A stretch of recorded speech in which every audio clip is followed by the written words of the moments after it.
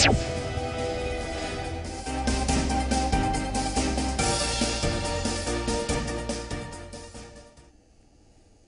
Gujarat express સાથે હું છું નુપુર। સૌપ્રથમ નજર કરીએ મહત્વના સમાચાર પર। તો સુરતથી સમાચાર સામે આવી રહ્યા છે, જ્યાં ભેસ્તાનમાં હોસ્પિટલમાં દાખલ વધુ એક બાળકનું મોત નિપજ્યું છે। 7મી જાન્યુઆરીએ પતંગ ચગાવતા કરંટ લાગ્યો હતો આ બાળકને। 2 જાન્યુઆરીએ એક બાળકનું મોત થઈ ચૂક્યું છે, ત્યારે વધુ એક ઘટના ચાઇનીઝ દોરીના કારણે વાયર પડ્યો હતો બાળક પર અને બંને બાળકોને સારવાર માટે ખસેડવામાં આવ્યા હતા। તો હોસ્પિટલમાં સારવાર દરમિયાન અગાઉ એક બાળકનું મોત નિપજી ચૂક્યું છે અને 7મી જાન્યુઆરીએ જે પતંગ ચગાવતા કરંટ લાગ્યો તે બાબતે હવે બીજા બાળકનું પણ મોત।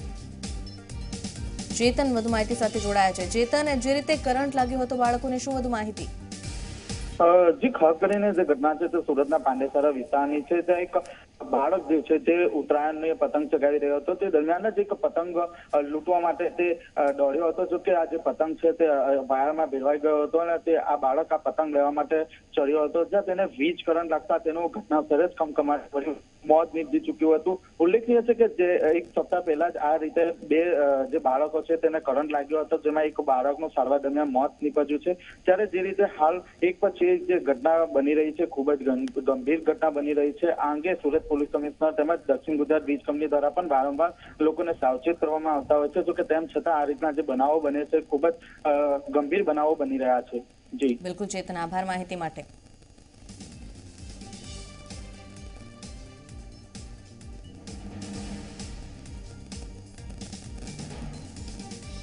અને હવે નજર કરીએ ગુજરાત એક્સપ્રેસ પર।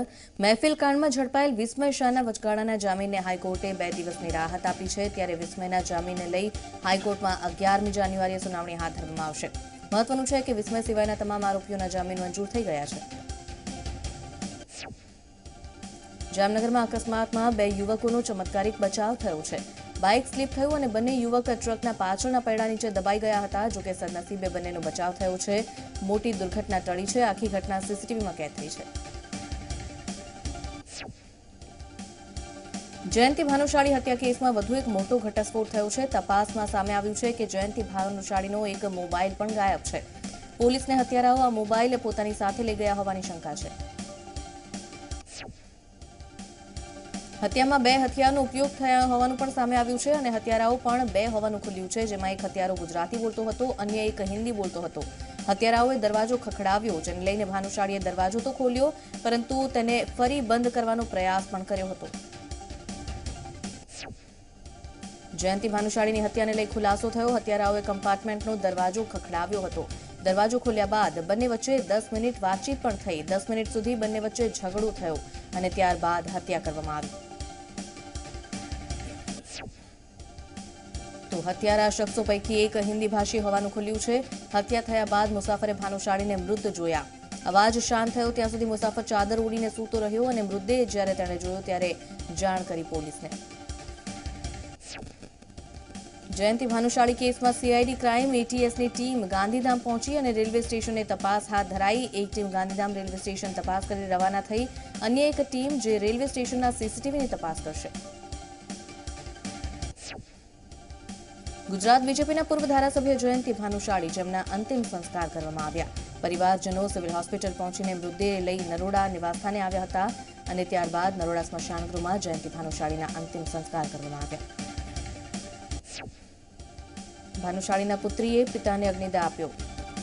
ભાનુશાળીના પત્ની, પુત્રી તથા પરિવારજનો આક્રંદના વાતાવરણમાં જોવા મળ્યા અને આખું વાતાવરણ ગમગીન બન્યું। જયંતિ ભાનુશાળીના મૃતદેહને ભાનુશાળીના નરોડા સ્થિત નિવાસસ્થાને લાવવામાં આવ્યો હતો। ત્યારે નરોડા સ્થિત નિવાસસ્થાને સ્નેહીજનો હાજર રહ્યા। નરોડા પોલીસે જરૂરી બંદોબસ્ત ખડકી દીધો। તો જયંતિ ભાનુશાળીના અંતિમ દર્શન માટે ભૂપેન્દ્ર ચુડાસમા તેમના નિવાસસ્થાને આવ્યા હતા। પરિવારજનોને સાંત્વના આપી। જયંતિ ભાનુશાળીના મૃતદેહને અંતિમ દર્શન માટે બહાર લાવવામાં આવ્યો હતો। લોકો તેમના અંતિમ દર્શન કરી ચૂક્યા હતા અને શ્રદ્ધાંજલિ પાઠવી રહ્યા હતા। અંતિમ દર્શન કરવા માટે મોટી સંખ્યામાં લોકો ઉમટ્યા। જયંતિ ભાનુશાળીની હત્યાને લઈ છબીલ પટેલ અને તેના પુત્ર સિદ્ધાર્થ પટેલ પર આરોપ લગાવાઈ રહ્યા છે। ત્યારે ઝી 24 કલાક છબીલ પટેલના વતન પહોંચ્યું હતું। ઝી 24 કલાક સામે છબીલ પટેલના નાના ભાઈ દિનેશભાઈ આવ્યા અને દિનેશભાઈએ જણાવ્યું કે મારા ભાઈને ફસાવવામાં આવી રહ્યો છે. ઘટના બાદ કોઈ સંપર્ક નથી થયો. જયંતિ ભાનુશાળી હત્યા કેસમાં 6 લોકો સામે ફરિયાદ નોંધાઈ છે. છબીલ પટેલ, સિદ્ધાર્થ પટેલ, મનીષા ગોસ્વામી, જયંતિ ઠક્કર અને ઉમેશ પરમાર સામે ફરિયાદ નોંધાઈ. જયંતિ ભાનુશાળીની હત્યાના આરોપીઓના નામમાં મનીષા ગોસ્વામીનું નામ પણ જ્યારે સામે આવ્યું છે, ત્યારે વલસાડની રહેવાસી મનીષા, જેના પતિ મીડિયા સમક્ષ આવ્યા, ગજુ ગોસ્વામી આવ્યા મીડિયા સામે. તો તેમણે પત્ની પરના તમામ આરોપોને ફગાવ્યા છે. આ સાથે કેસમાં પોતાની પત્નીની કોઈ સંડોવણી ન હોઈ શકે તેવો વિશ્વાસ વ્યક્ત કર્યો.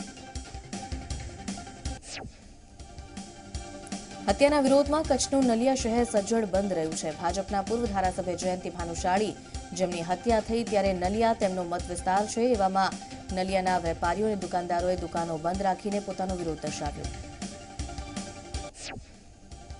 લોકસભાની ચૂંટણી પહેલા ભાજપની પ્રદેશ કારોબારીનું આયોજન કરવામાં આવ્યું છે. દિલ્હીમાં આગામી 11 અને 12 જાન્યુઆરીએ ભાજપની પ્રદેશ કારોબારી મળશે. આ બેઠકમાં મુખ્યમંત્રી વિજય રૂપાણી, પ્રદેશ પ્રમુખ જીતુ વાઘાણી, સંગઠન મંત્રી, સાંસદો, જિલ્લા પ્રભારી, ધારાસભ્યો સહિત 589 સભ્યો ભાગ લેશે.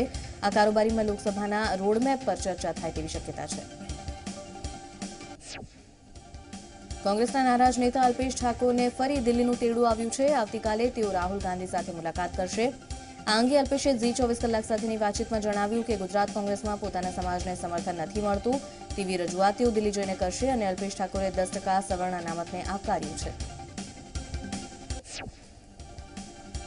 ગુજરાત વાયબ્રન્ટ સમિટને લઈને તડામાર તૈયારીઓ ચાલી રહી છે. ત્યારે વાયબ્રન્ટ ગુજરાતમાં આવનાર દેશ વિદેશના મહાનુભાવો અને ઉદ્યોગકારો સાથે કેવી રીતે વાતચીત કરવી, તેમને કેવી રીતે સહયોગ આપવો, તે અંગે પોલીસ કર્મીઓને વિશેષ માર્ગદર્શન અપાઈ રહ્યું છે. ગાંધીનગર ખાતે યોજાયેલ વિશેષ ટ્રેનિંગ સેન્ટરમાં 1500થી વધુ જવાનોને ટ્રેનિંગ અપાઈ. મહત્વનું છે કે વાયબ્રન્ટ સમિટ, જેમાં દેશ વિદેશથી ડેલિગેટ્સ આવતા હોય છે, ત્યારે તમામ લોકો સાથે વાતચીત અને તેમને મદદને લઈને વિશેષ ટ્રેનિંગ સેશન યોજાયું.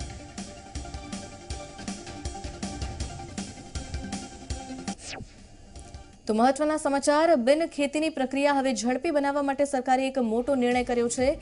તો અ વર્ગની 18 નગરપાલિકા માટે મામલતદાર શહેરની વ્યવસ્થા અને સરકારે જિલ્લા કક્ષાએ સત્તાનું હવે વિકેન્દ્રીકરણ કર્યું છે. તો મામલતદાર ગ્રામ્ય અને મામલતદાર શહેર એમ 2 કચેરી ઊભી કરાશે. અમરેલી, ભુજ, કલોલ, વેરાવળ, ગોધરા, પાટણ, પોરબંદર, પાલનપુર, ડીસા, આ સિવાય ભરૂચ, બોટાદ, મહેસાણા, જેતપુર, ગોંડલ, મોરબી, વલસાડ, સુરેન્દ્રનગરમાં પણ 2 કચેરી ઊભી કરાશે. તો શહેરી વિસ્તારના નાગરિકોને મહેસૂલી સેવા મેળવવા હવે સરળતા રહેશે. ફેબ્રુઆરીથી બિનખેતી પરવાનગી હુકમની સીધી નોંધ ઈ-ધરામાં થશે. તો આ તમામ નિર્ણયો કરવામાં આવ્યા છે સ્થાનિકોની સરળતા માટે. ફેબ્રુઆરીથી બિનખેતી પરવાનગી હુકમની સીધી નોંધણી ઈ-ધરામાં થશે. હિતલ પારેખ વધુ માહિતી સાથે જોડાયા છે. હિતલ, જે રીતે આ મોટો નિર્ણય લેવાયો છે, શું માહિતી? જી, ચોક્કસ એવું કહી શકાય કે એક મહત્વપૂર્ણ નિર્ણય છે ને જે પ્રકારે મહેસૂલની પ્રક્રિયા માટે લોકોને ધક્કા ખાવા પડતા હોય છે અને જે મામલતદાર પર ભારણ હોય છે તેના કારણે જ શહેરી વિસ્તાર અને ગ્રામ્ય વિસ્તારના મામલતદારોની અલગ જગ્યા ઊભી કરવાનો નિર્ણય લેવાયો છે અને તેના કારણે સૌથી વધારે મહત્વ જે બિનખેતીની જે પ્રક્રિયા ઝડપી કરવાનો નિર્ણય છે એની પર સીધી અસર કરશે અને એ ઝડપથી હવે થઈ શકશે. સ્વાભાવિક છે કે સરકારે અત્યારે અ વર્ગની જે 18 નગરપાલિકા છે તેમાં આ નિર્ણય લીધો છે અને તેની સીધી અસર અ વર્ગની છે, એટલે 1 લાખથી વધુ વસ્તી ધરાવતી જે નગરપાલિકાઓ છે 18, એમાં આ નિર્ણયને લાગુ કરવામાં આવ્યો છે. સાથે સાથે જોવા જઈએ તો આ નિર્ણયથી જે લાંબા સમયથી ખેડૂતોના પ્રશ્નની વાત હોય, તમામ જગ્યાએ આનાથી લોકોને ફાયદો મળશે. જી બિલકુલ હિતલ, આભાર માહિતી માટે. તો એક મહત્વપૂર્ણ નિર્ણય સરકારનો, મામલતદાર શહેર અને ગ્રામ્ય એમ 2 કચેરી ઊભી કરાશે.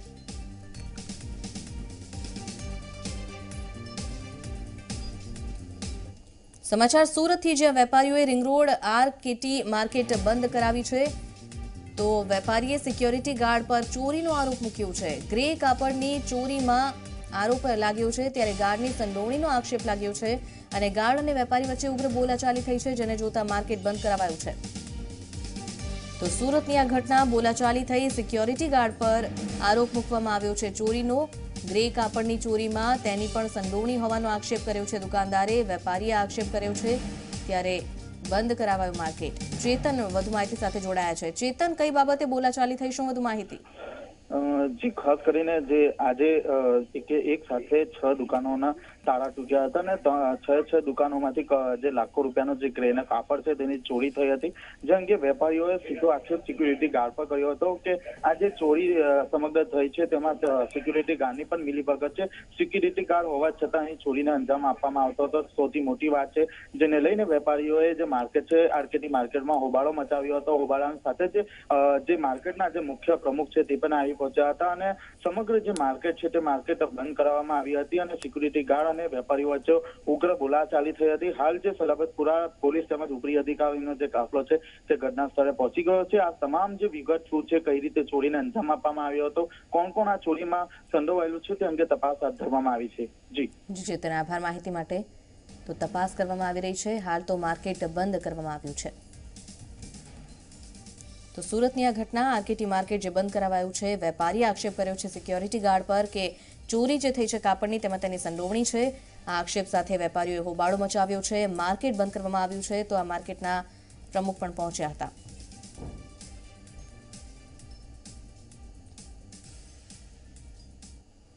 અને હવે ગુજરાત એક્સપ્રેસમાં આગળ વધીએ. મુખ્યમંત્રી વિજય રૂપાણીના અધ્યક્ષ સ્થાને બેઠક મળી હતી. આ બેઠક પૂર્ણ થઈ ગઈ છે, જેમાં જયંતિ ભાનુશાળી હત્યા કેસ અંગે પણ સમીક્ષા કરાઈ. ગૃહ વિભાગે મુખ્યમંત્રીને તપાસ અંગે અવગત કર્યા.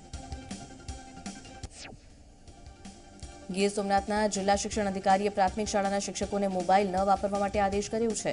એક પરિપત્ર જાહેર કરાયો છે, જેમાં શિક્ષણ અધિકારીએ જણાવ્યું કે હવે શાળાના શિક્ષકો શાળાના સમય દરમિયાન મોબાઈલ ફોનનો ઉપયોગ નહીં કરી શકે. તો શિક્ષકોને મોબાઈલ ફોન જમા કરાવવાના રહેશે, ત્યારબાદ જ વર્ગખંડમાં પ્રવેશ કરવાનો રહેશે. મહત્વનું છે કે ઘણા શિક્ષકો શાળામાં મોબાઈલનો સતત ઉપયોગ કરતા હોય છે, જેની સીધી અસર બાળકોના શિક્ષણ પર થાય છે. ત્યારે તેને લઈને આ નિર્ણય લેવાયો છે. 2002 થી 2006 સુધીના ગુજરાતના ફેક એન્કાઉન્ટર મુદ્દે સુપ્રીમ કોર્ટમાં અરજી થઈ હતી. આ અંગે સુપ્રીમના આદેશનું ઉલ્લંઘન થયું છે, ત્યારે સુપ્રીમ કોર્ટે નારાજગી દર્શાવી. સુપ્રીમ કોર્ટે ગુજરાત સરકારને આદેશ કર્યો હતો કે જસ્ટિસ બેદી કમિટીનો રિપોર્ટ અરજકર્તાને સોંપવામાં આવે. ત્યારે સુપ્રીમના આદેશ છતાં ગુજરાત સરકારે અરજદારને રિપોર્ટ નથી સોંપ્યો અને સુપ્રીમ કોર્ટે પોતાની નારાજગી દર્શાવી. જામનગર જિલ્લા કોંગ્રેસનો આંતરિક વિવાદ બહાર આવ્યું છે. જામજોધપુરના કોંગ્રેસ આગેવાનો જામનગર કોંગ્રેસ પ્રભારી જસવંત ભટ્ટીને રજૂઆત કરવા પહોંચ્યા હતા અને જામજોધપુર કોંગ્રેસના ધારાસભ્યની મનમાનીથી સંગઠનમાં નારાજગી જોવા મળી. મહીસાગરના લુણાવાડામાં વિદ્યાર્થી ભરેલી રિક્ષા પલટી ખાઈ ગઈ, જેમાં એક વિદ્યાર્થીનું મોત થયું છે. તો એક શિક્ષિકા અને વિદ્યાર્થીઓ સવાર હતા, તે 4 લોકો ઇજાગ્રસ્ત થયા છે. વર્ધરી જલારામ સ્કૂલના વિદ્યાર્થીઓ જે શિક્ષિકા સાથે રિક્ષામાં બેસીને જઈ રહ્યા હતા, ત્યારે ચાલકે કાબુ ગુમાવ્યો અને હસેલિયા ચોકડી પાસે અકસ્માત સર્જાયો. પંચમહાલના જાંબુઘોડામાં સ્કૂલ બસ અને ટ્રક વચ્ચે અકસ્માત સર્જાયો, પણ ડ્રાઈવરની સમય સૂચકતાના કારણે સદનસીબે જાનહાનિ ટળી. દેવગઢ બારિયાની કાલિયાકોટા પ્રાથમિક શાળાના વિદ્યાર્થીઓ અને શિક્ષકો મળીને 50 લોકો ખાનગી લક્ઝરી બસમાં પ્રવાસે જઈ રહ્યા હતા, ત્યારે સ્ટેચ્યુ ઓફ યુનિટી જતા રસ્તામાં અકસ્માત સર્જાયો. આણંદના વીરાઈ માતાના મંદિર પાસે આવેલી એક દુકાનમાં આગનો બનાવ બન્યો, જેમાં 2 ગેસના બાટલામાં પણ આગ લાગી. બનાવના પગલે આણંદ ફાયર બ્રિગેડે આગને કાબૂમાં લીધી હતી. સદનસીબે કોઈ જાનહાનિ કે મોટું નુકસાન નથી થયું. ભરૂચમાં જૂના સરદાર બ્રિજ પર મારુતિ વાહનમાં આગ લાગી. આગના કારણે જૂનો સરદાર બ્રિજ કલાકો સુધી બંધ રહ્યો. આગના પગલે ફાયર ફાઇટરની ટીમ ઘટના સ્થળે પહોંચી હતી અને પાલિકાના ફાયર ટેન્ડરે આગ પર કાબુ મેળવ્યો. રાજકોટમાં કથિત ડોક્ટર શ્યામ રાજાણી વિવાદમાં આરોગ્ય વિભાગમાં સર્ચ ઓપરેશન જે હાથ ધરાયું તે દરમિયાન સરકારી દવાનો પણ મોટો જથ્થો મળી આવ્યો છે. તપાસના અંતે સિવિલ હોસ્પિટલનો સ્ટાફ પણ સંડોવાયેલો હોવાની આશંકા છે. તો યુવકને માર મારતો તબીબનો વિડીયો સામે આવ્યા બાદથી ચર્ચામાં આવેલ ડોક્ટર શ્યામ રાજાણીને લઈને મોટો ઘટસ્ફોટ થયો, જેમાં પોલીસ તપાસમાં સામે આવ્યું છે કે ડોક્ટર શ્યામ રાજાણી પાસે રહેલી તબીબીની ડિગ્રી જ બોગસ છે. શ્યામ રાજાણીએ કવિતા કોટક નામની મહિલાની ડિગ્રીની ઝેરોક્સ કરાવીને પોતાની ડિગ્રી બનાવડાવી છે. શ્યામ રાજાણી પાસે રહેલી ડિગ્રી 164390 નંબરવાળી ડિગ્રી, જે વર્ષ 2005માં મેડિકલની પરીક્ષા પાસ કરનાર કવિતા રમેશચંદ્ર કોટકને આપવામાં આવી હતી.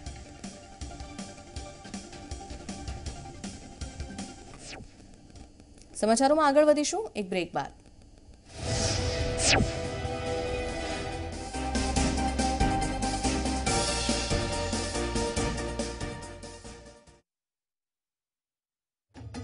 પ્રયાગરાજ કુંભ મેળામાં ગુજરાતી સંસ્કૃતિના દર્શન, ત્રિવેણી સંગમ પર જામી રાસ ગરબાની રમઝટ, શ્રદ્ધાળુઓ માણશે ભજીયા, ગાંઠિયા, થેપલાનો સ્વાદ. કુંભમાં ગુજરાતી, સાંજે 5:55 કલાકે.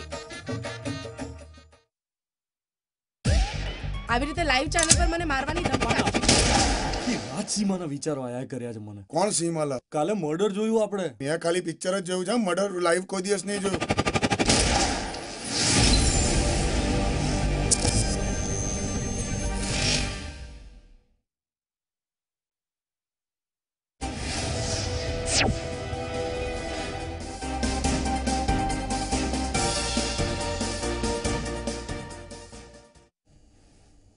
Welcome back. ગુજરાત એક્સપ્રેસમાં આગળ વધીએ. નવસારીના ખેરગામમાં દુકાનમાં પર્સની ચોરી કરતી બે મહિલા ઝડપાઈ. બેકરીમાં ગ્રાહક બનીને આવેલી બંને મહિલા જે અને મહિલાઓના પર્સની ચોરી કરતી હતી, સીસીટીવીમાં આ દ્રશ્યો કેદ થયા.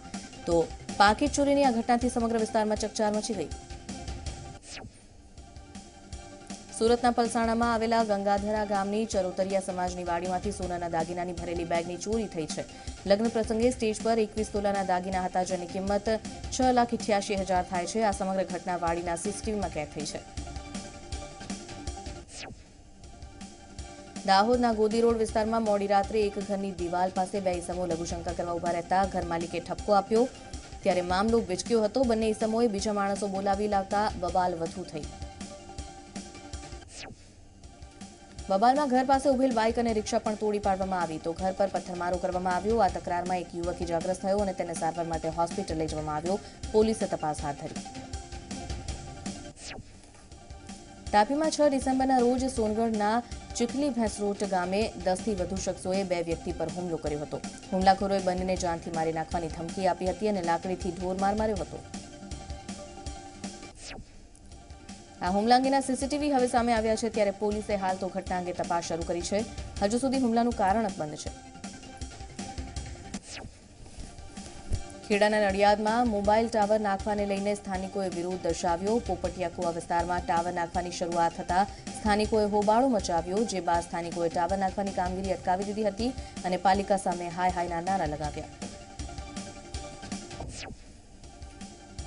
સ્થાનિકોએ આ વિસ્તારમાં ટાવર ન નાખવા માટે અગાઉ રજૂઆત પણ કરી હતી. તેમ છતાં પાલિકાએ ટાવર નાખવાની મંજૂરી આપી દીધી, ત્યારે સ્થાનિકોમાં રોષ જોવા મળ્યો. ટાવર નાખવાની શરૂઆત થતાં જ લોકો હોબાળો મચાવવા લાગ્યા, રસ્તા પર બેસી ગયા અને પાલિકા સામે પોતાનો રોષ પ્રગટ કર્યો. ભાવનગરના મહુવા માઇનિંગ વિવાદમાં 92 ખેડૂતના જામીન મંજૂર કરાયા છે. અલ્ટ્રાટેક કંપનીના માઇનિંગ વિવાદમાં ધરપકડ થઈ હતી. ઘર્ષણ થતાં 92 ખેડૂતની ધરપકડ કરાઈ હતી અને આ તમામ ખેડૂતોના જામીન મહુવા સેશન્સ કોર્ટે મંજૂર કર્યા છે. તલિયા અને ભાંભોર ગામના ખેડૂતોની ધરપકડ કરવામાં આવી હતી, જેમને શરતના આધારે જામીન અપાયા છે અને ખેડૂતોને માઇનિંગ સ્થળ પર ન જવા કોર્ટે શરત મૂકી છે. કોઈને કોઈ પ્રકારે ગુનો ન કરવા કહેવાયું છે. સાથે તમામ ખેડૂતોને દર સોમવારે પોલીસ સ્ટેશને હાજરી આપવી પડશે તેવું પણ કહેવાયું છે. ફાયર સેફ્ટીના નિયમોની અમલવારીને લઈને શિક્ષણ તંત્ર હરકતમાં આવ્યું છે.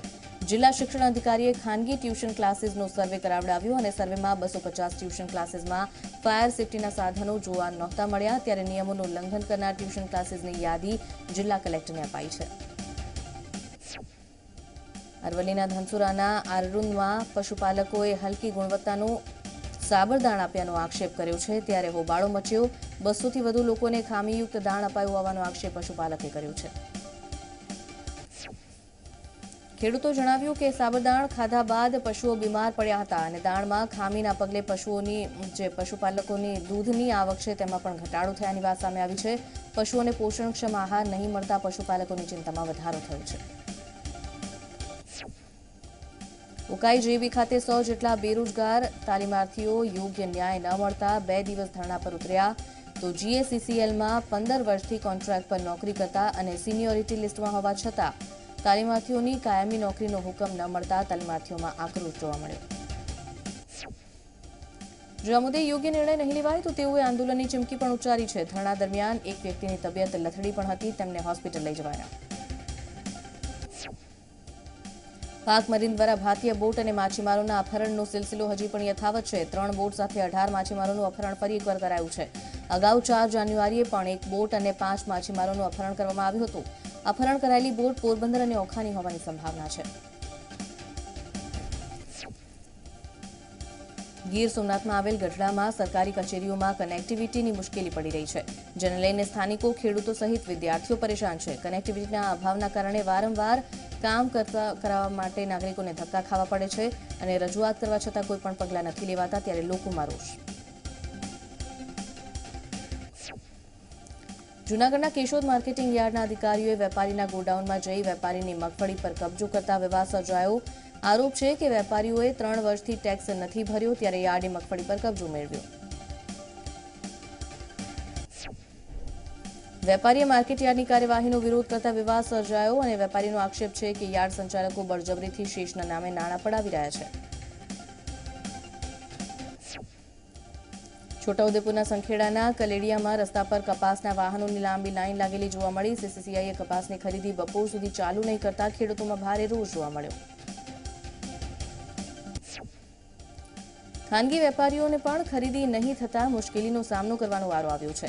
પોષણક્ષમ ભાવ અને ખરીદી નહીં થતા ખેડૂતોને હાલાકી ભોગવવાનો વારો આવ્યો, ત્યારે ખેડૂતોએ સીસીઆઈ વિરુદ્ધ સૂત્રોચ્ચાર કર્યા. સુરતમાં હડતાળ પર ઉતરેલી કામદાર મહિલાઓની હડતાળનો બીજો દિવસ છે આજે, તો આંગણવાડીની બહેનો પણ બીજા દિવસની હડતાળમાં જોડાઈ છે. લિંબાયત ખાતે મોટી સંખ્યામાં ભેગી થયેલી કામદાર બહેનોએ પગાર વધારાની માંગ કરી હતી અને વિરોધ નોંધાવ્યો. ઓક્ટોબર માસમાં કામદાર મહિલાઓનો પગાર વધવાનો હતો, પરંતુ હજુ સુધી પગાર નથી વધ્યો, ત્યારે મહિલાઓ રોષે ભરાઈ. સાબરકાંઠામાં પોસ્ટના કર્મચારીઓની હડતાળનો બીજો દિવસ છે, ત્યારે જૂની પેન્શન સિસ્ટમ જેવા વિવિધ મુદ્દે હડતાળ યોજવામાં આવી છે. સમસ્યાનો ઉકેલ નહીં આવે તો ઉગ્ર દેખાવ કરવાની કર્મચારીઓએ ચીમકી ઉચ્ચારી છે. રાજકોટમાં સ્વાઇન ફ્લૂનો કહેર યથાવત છે. રાજકોટમાં વધુ 4 દર્દીના કેસ પોઝિટિવ આવ્યા છે, ત્યારે છેલ્લા સપ્તાહની વાત કરીએ તો 17 અને સિઝનમાં અત્યાર સુધી કુલ 175 સ્વાઇન ફ્લૂના પોઝિટિવ કેસ નોંધાયા છે. અત્યાર સુધીમાં સ્વાઇન ફ્લૂએ કુલ 45 દર્દીઓનો ભોગ પણ લીધો છે. કોકિલાબેન અંબાણી દ્વારકાની મુલાકાતે પહોંચ્યા હતા, જ્યાં કોકિલાબેને દ્વારકાધીશના દર્શન કર્યા. જગત મંદિરમાં દર્શન બાદ કોકિલાબહેન શારદા મઠના જગતગુરુ શંકરાચાર્ય મહારાજ પાસે પહોંચ્યા, જ્યાં કોકિલાબહેને શંકરાચાર્ય મહારાજના ખબર અંતર પૂછ્યા. ગીર સોમનાથમાં માછીમારની બોટ ડૂબતો વિડીયો વાયરલ થયો છે. બોટ ક્યાંની છે, કેટલા માછીમારો હતા તેની સ્પષ્ટતા નથી થઈ શકી. જૂનાગઢમાં મિજબાની માણતા સિંહનો વિડીયો સામે આવ્યો. સિંહ સીસીટીવી કેમેરામાં શિકાર કરતો કેદ થયો હતો. માળિયા હાટીનાના જલંધર ગામમાં સિંહે મારણ કર્યું હતું અને રેવન્યુ વિસ્તારમાં મારણ કરી મિજબાની આરોપતો સિંહ કેમેરામાં કેદ થયો. છોટાઉદેપુરમાં 2 દિવસ પહેલા રેસ્ક્યુ કરાયેલ દીપડાનું મોત નીપજ્યું છે. 7 જાન્યુઆરીએ બાંડી ગામેથી વન વિભાગે દીપડાનું રેસ્ક્યુ કર્યું હતું. આ પહેલા દીપડાએ 4 લોકો પર હુમલો કર્યો હતો, જેમાં 2ના મોત નીપજ્યા છે. અરવલ્લીના મેઘરજમાં પીવાના પાણીની લાઇનમાં ભંગાણ થતા હજારો લીટર પાણીનો વેડફાટ થયો છે. મેઘરજના આંબાવાડી વિસ્તારમાં લાઇન તૂટતા ચારે તરફ રસ્તા પર પાણી થઈ ગયું. મેઘરજમાં ફરી આ જ પાઇપલાઇન તૂટી છે, ત્યારે સ્થાનિકોએ પાઇપલાઇનની ગુણવત્તા પર સવાલ ઉઠાવ્યા છે. મેઘરજ ગ્રામ પંચાયતના કામ સામે પણ રોષ પ્રગટ કરાયો. વડોદરામાં આવેલ માંજલપુરની જીઆઈડીસીમાં કોર્પોરેશનની લાઇનમાં ભંગાણ પડ્યું. પાણીની લાઇનમાં ભંગાણ પડવાના કારણે 3 કંપનીમાં પાણી ઘૂસી ગયા. તો લાઇનમાં ભંગાણના કારણે પાણી રસ્તા પર ફરી વળ્યા અને લાખો લીટર પાણીનો વેડફાટ થયો. સમગ્ર રાજ્યમાં શીતલહેર યથાવત છે. ગાંધીનગરમાં લઘુત્તમ તાપમાન 7.8 ડિગ્રી નોંધાયું. નલિયાનું તાપમાન 8.6 ડિગ્રી રહ્યું. હવામાન વિભાગે આગામી 2 દિવસમાં વધુ ઠંડી પડવાની આગાહી કરી છે, ત્યારે અમદાવાદમાં 10.1 ડિગ્રી તાપમાન નોંધાયું, વડોદરામાં 10.4, સુરતમાં 14.1 અને રાજકોટમાં 11.2 ડિગ્રી તાપમાન નોંધાયું. સાબરકાંઠામાં દારૂ પીધેલ હાલતમાં પોલીસ કોન્સ્ટેબલ ઝડપાયો હતો. સહકારી G4 રસ્તા પાસે એક કારમાં પોલીસકર્મી દારૂની મહેફિલ માણી રહ્યો હતો, ત્યારે લોકોને જાણ થઈ. લોકોએ પીધેલા કોન્સ્ટેબલને ઝડપી પોલીસને સોંપી દીધો. એ ડિવિઝન પોલીસે પીધેલ પોલીસકર્મી સામે કાર્યવાહી કરી છે. વલસાડ હાઈવે પરની હોટલમાં જૂની અદાવતમાં યુવકને માર માર્યાની ઘટના સીસીટીવીમાં કેદ થઈ છે. પુરોહિત ઢાબામાં જમવા બેઠેલ યુવકને હોટલમાં આવીને ઢોર માર મારવામાં આવ્યો. મારામારીના કારણે યુવક ઇજાગ્રસ્ત થયો હતો ત્યારે પોલીસે સીસીટીવીના આધારે ફરિયાદ નોંધી તપાસ હાથ ધરી. તાપીના સોનગઢમાં જાહેરમાં મારામારી થઈ. ભરબજારમાં અજાણ્યા શખ્સોએ 3 વ્યક્તિ પર હુમલો કર્યો અને જેમાં 5 જેટલા શખ્સો લાકડીઓ વડે 3 શખ્સ પર તૂટી પડ્યા.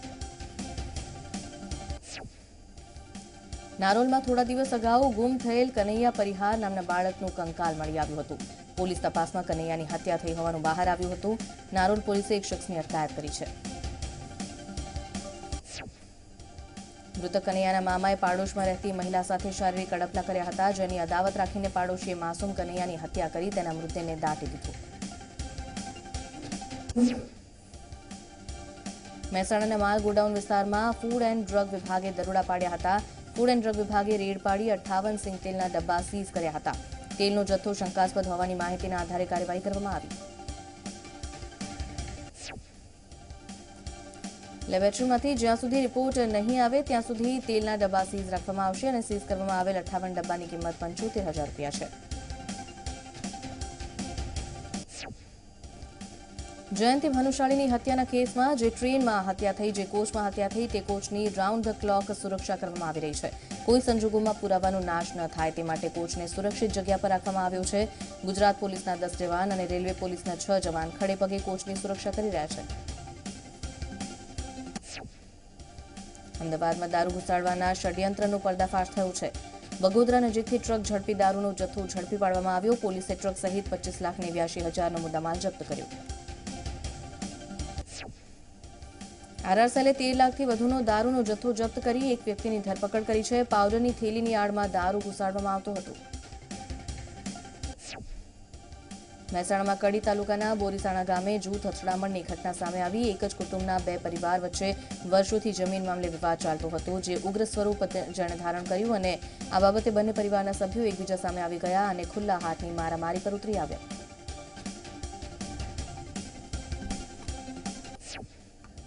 તો આપ જોઈ રહ્યા હતા ગુજરાત એક્સપ્રેસ. અન્ય મહત્વના સમાચારો સાથે મિથુન જોડાશે. જોતા રહો ઝી 24 કલાક.